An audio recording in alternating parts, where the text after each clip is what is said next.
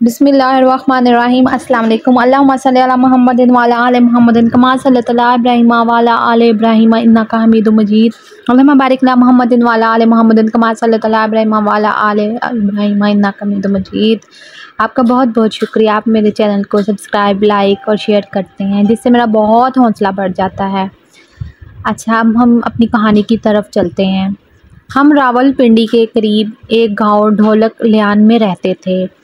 1955 की बात है। ज़मीन बहुत थी। गांव के चारों तरफ हमारी ज़मीनें थीं। दरमियाने ज़मींदार थे। हर चीज़ घर की होती थी। दूध के लिए गाय और एक भैंस भी होती थी। खेतों में गंदम, मकई, बाजरे के अलावा हर किस्म की दालें काश्त करते थे।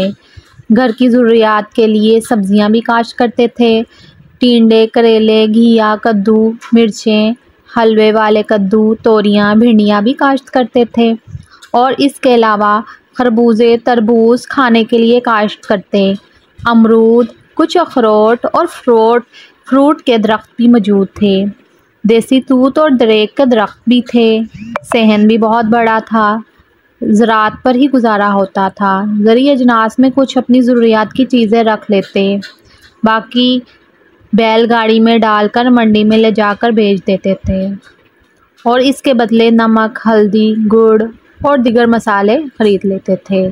जब स्कूल से आते तो कभी लस्सी, कभी प्याज, कभी गुड़ या शक्कर के शरबत से सुबह की बची हुई रोटियां खा लेते। कभी छल्लियाँ बोरियों से निकाल कर दाने अलग करके मासी रेशों के भट्टी से भुना कर गुड़ के साथ खा लेते। मासी रेशों की भट्टी मोहल्ले में थी। मासी रेशो थोड़ा हक लेती थी, जो कि एक हाथ में जितने दाने आते लेती। हमारे घर में ईंधन के लिए काफ़ी फलाही किक्कर के दरख्त पड़े होते। कभी मासी रेशो हक के बगैर ईंधन के बदले दाने भून देती। कैसा सादा ज़माना था। मुर्गियां भी घर में पालते थे। काफ़ी मुर्गियां थीं। अंडे घर के हो जाते थे। मुर्गी को जब अंडा आया होता तो भूसे वाले कमरे में जगह बनाकर बैठ जाती। अंडा देने के बाद कुड़ करती तो हम अंडा उठा लेते। फिर बार बार सारी मुर्गियां अंदर जाकर अंडे देती। कई दफ़ा तो फालतू अंडे फरमान की हट्टी में बेचकर चार वगैरह ले आते। इन दिनों 6 पैसे का देसी अंडा बिकता था। कई दफ़ा अंडे तवे को गर्म करके सरसों या जमा को मीठा किया हुआ तेल डालकर नमक मिर्च डालकर बड़ा सा आमलेट भी बना लेते और रोटी से खा लेते। कई दफ़ा अंडे बेच जाते तो कोई मुर्गी जब कुड़क पर बैठती तो 20 अंडे एक टोकरी के नीचे भूसा रखकर ऊपर 20 के लगभग अंडे रख देते और एक कुड़क मुर्गी को बिठा देते। वो अंडों पर बैठी रहती। अंडे गर्म रहते और तकरीबन 20 या 22 दिन के बाद मुर्गी अंडों को तोड़कर बच्चे निकालती। कुछ अंडे गंदे भी निकलते, लेकिन 15 या 18 अंडों से नन्हे नन्हे चूजे निकलते। बड़े स्मार्ट होते। मुर्गी जब चुगने के लिए बाहर निकलती तो बच्चे भी पीछे जाते और जो जानवरों के लिए पट्ठे लाते इनको तोड़ कर बच्चों को भी खिलाती और खुद भी खाती। कई दफ़ा कोई चील वगैरह बच्चे उठाने के लिए आती तो बच्चे मुर्गी के परों के नीचे चले जाते। पूरे 18 के करीब चूजे मुर्गी की परों के नीचे छुप जाते। जब ख़तरा टल जाता मुर्गी इनको बाहर निकाल देती। इसी तरह सर्दी से बचाने के लिए भी मुर्गी अपने परों के तले छुपाकर गर्मी पहुंचाती। जब थोड़े बड़े हो जाते तो मुर्गी इनको अलग कर देती। अब वो इंडिपेंडेंट हो जाते।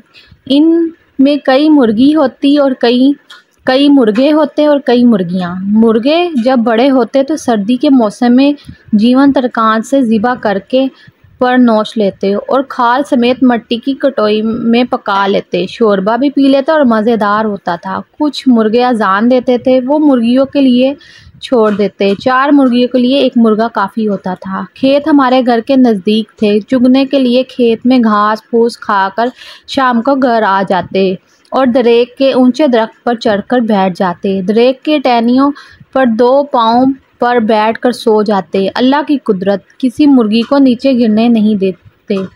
सुभान अल्लाह। सुबह नूर तड़के जब सबका सरदार मुर्गा अजान देता तो मुर्गियां नीचे उतरकर आकर फिर चुगने के लिए खेत में चली जाती और जिसने अंडा देना होता वो घर भूसे वाले कमरे में अंडा देकर फिर वापस चुगने चली जाती।